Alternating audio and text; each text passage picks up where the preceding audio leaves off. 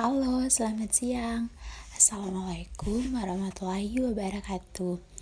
Salam sejahtera untuk kita semua. Shalom. Di sini, saya akan menjelaskan untuk kita semua tentang dampak antropogenik bagi laut dalam. Pertama-tama, perkenalkan, nama saya Elizabeth Timuri, NIM 2019 64048.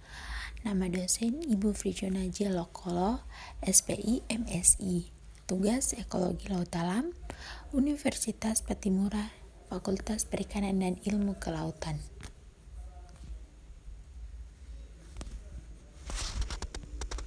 Kita lanjut ke slide berikutnya. Di sini ada gambar terumbu karang yang sudah rusak akibat dampak dari antropogenik.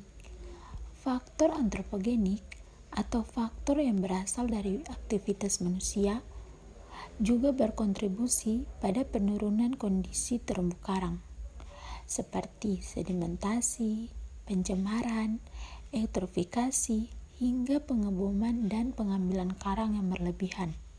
Akibatnya, terumbu karang pecah dan rusak. Walaupun terumbu karang akan pulih dengan berjalannya waktu, tapi perlu waktu yang lama untuk terumbu karang kembali pulih.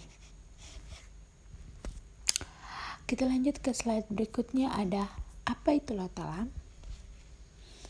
Laut dalam adalah lapisan terbawah dari lautan, berada di bawah lapisan termoklin pada kedalaman lebih dari 1828 meter. Sangat sedikit atau bahkan tidak ada cahaya yang dapat masuk ke area ini. Sebagian besar organisme bergantung pada material organisme yang jatuh dari zona fotik. Karena alasan ilmiah, para saintis mengira bahwa kehidupan di tempat ini akan sangat sedikit. Tetapi untuk teman-teman ketahui, dengan adanya peralatan yang dapat menyelam ke dalaman, ditemukan bahwa cukup banyak kehidupan di area ini, walaupun cahayanya berbeda dengan di permukaan laut. Next, kita lanjut ke slide berikutnya. Ada apa itu antropogenik? Antropogenik adalah bahaya atau bencana yang disebabkan oleh tindakan atau kelalaian manusia. Bencana antropogenik dapat berdampak buruk pada manusia, organisme lain, bioma, dan ekosistem. Aktivitas tersebut dapat berupa aktivitas yang telah disengaja direncanakan untuk membuat bentuk lahan yang baru dari bentuk lahan yang telah ada maupun aktivitas oleh manusia yang secara tidak sengaja telah merubah bentuk lahan yang telah ada. Next, dampak antropogenik bagi organisme laut. Salah satunya yaitu terumbu karang. Terumbu karang di Indonesia mengalami penurunan kualitas sangat cepat karena sifat alami terumbu karang yang sensitif dan mudah hancur. Berbagai penelitian menunjukkan penyebab utama penurunan kualitas terumbu karang adalah tekanan pemanfaatan sumber daya perikanan untuk memenuhi kebutuhan ekonomi dan konsumsi serta aktivitas manusia.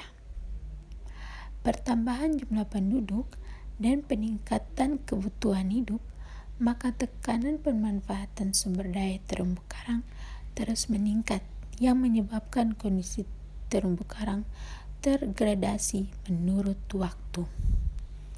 Next, di sini ada dijelaskan tentang perusakan habitat organisme laut. Dengan dilakukannya reklamasi, maka daratan akan lebih dekat ke arah laut, sehingga potensi pencemaran laut sangat besar.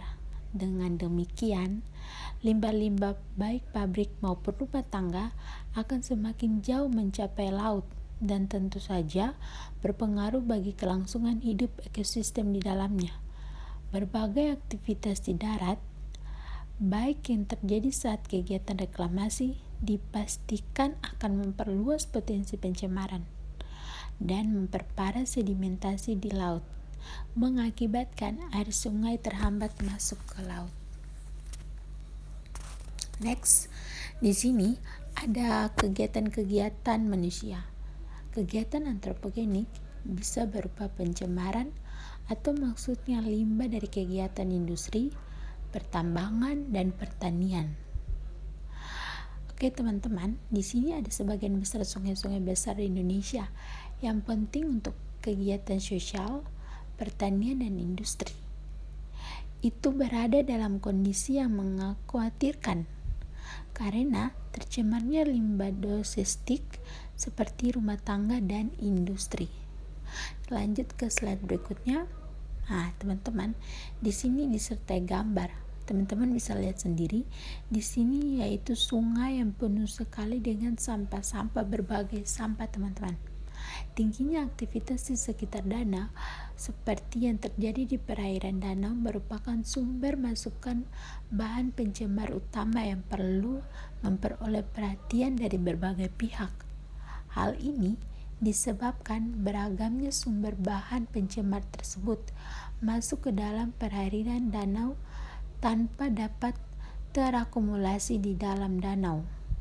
Sumber bahan pencemar tersebut antara lain berasal dari kegiatan masyarakat yang di sekitar hulu sungai, dari pemukiman, dan dari kegiatan yang berlangsung di badan perairan danau itu sendiri. Jenis bahan pencemar utama yang masuk ke perairan danau terdiri dari limbah organik, residu pestisida, anorganik, dan bahan-bahan lainnya yang secara cepat atau lambat masuk ke hulu sungai. Teman-teman, di sini saya ada menunjukkan gambar kerusakan pada aktivitas. Teman-teman bisa lihat sendiri, ini yang gambar yang di atasnya ada sampah-sampah di bawah laut.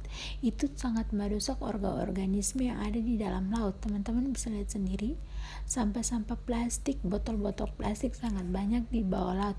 Ini akan merusak organisme laut. Dan yang kedua, di bawahnya tuh ada gambar industri. Ini ada limbah-limbah industri yang langsung dibuat ke laut.